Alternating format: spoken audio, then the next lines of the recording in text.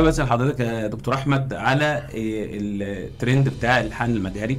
حضرتك عارف دلوقتي بالنسبه للموروثات والبيئه بتاعتنا، الناس اول ما بتبدا يعني لسه كابلز متزوجين بقى لهم اكتر ما بكملوش شهر او حاجه، نتيجه بقى الاعراف والمجتمع بيبدا يسال طب احنا مفيش حاجه جايه في السكه، ايه الاخبار، طب الدنيا هتمشي ازاي، طب انتوا يا جماعه ما رحتوش للدكتور ليه؟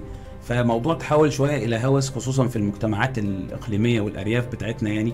فهل ايه دور حضرتك في القصه دي ان احنا نقدر نطمن الناس، وامتى الحاله نبدا نقول لها انت فعلا كده في مشكله تاخر انجاب او تبداي تدوري على وسائل المساعده ولا لا؟ هو الحقيقه حضرتك يعني بدات بلب المشكله فعلا، اللي هو الهوس بتاع الانجاب اللي عند المتزوجين حديثا. والهوس ده للاسف مش بيبقى نابع من الازواج بس، بيبقى نابع من الاهل، الاب والام والحما والحمات. بالظبط. القصه احنا لينا جايد لاينز او لينا يعني بروتوكول بنمشي عليه. المفروض ان انت ما تبتديش تنزل تدور على حمل او خلفه قبل ما يكون في سنه من العلاقه الزوجيه المتصله منتظمه. يعني ايه منتظمه؟ يعني الزوج ما يكونش بيسافر مثلا بالثمان شهور وبيرجع لها شهر او شهرين. مظبوط. ولازم يكون في علاقه منتظمه كل شهر، وكمان تكون دورة الست منتظمة. يا ريت تكون ده برضو تبقى بعامل مساعد في حدوث الحمل في أول سنة. بعد السنة الأولانية ممكن يبتدوا يدوروا وينزلوا، بس الكلام ده مش في المطلق برضو.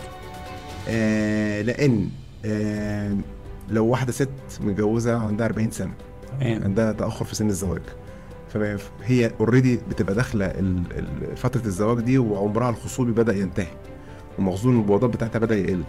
فما ينفعش ان احنا نسيبها سنه بقى، لازم نقول لها 6 شهور، لازم تبدا على 6 شهور على الاكثر. اذا ما حصلش تنزل الدورة. تمام. دي اول حاجه. وجدوا احصائيا ان معظم الكابلز اللي هم بيدوروا في اول سنه على جواز بيحملوا في تاني سنه من الجواز سبونتينيوسلي او طبيعي. تمام. بنسبه تتعدى 92% من الناس اللي كانت بتدور اول سنه على الخلفه. تمام. اذا الاكسبكتنت مانجمنت او اللي هو العلاج الانتظاري، اللي هو احنا نسيب الزوجه وتتابع وتعمل علاقه زوجيه منتظمه بفرض الشروط اللي قلناها قبل كده، ممكن يحصل حمل طبيعي في تاني سنه. تمام. فاذا احنا بندعو الازواج ان احنا اولا ما نبتديش ندور غير بعد اول سنه. تمام. ولو هتنزلي اول سنه تدوري هنبتدي بقى نقول على الفحوصات اللي لازم نعملها قبل ما نخش في اي وسائل اخصاب مساعد. تمام.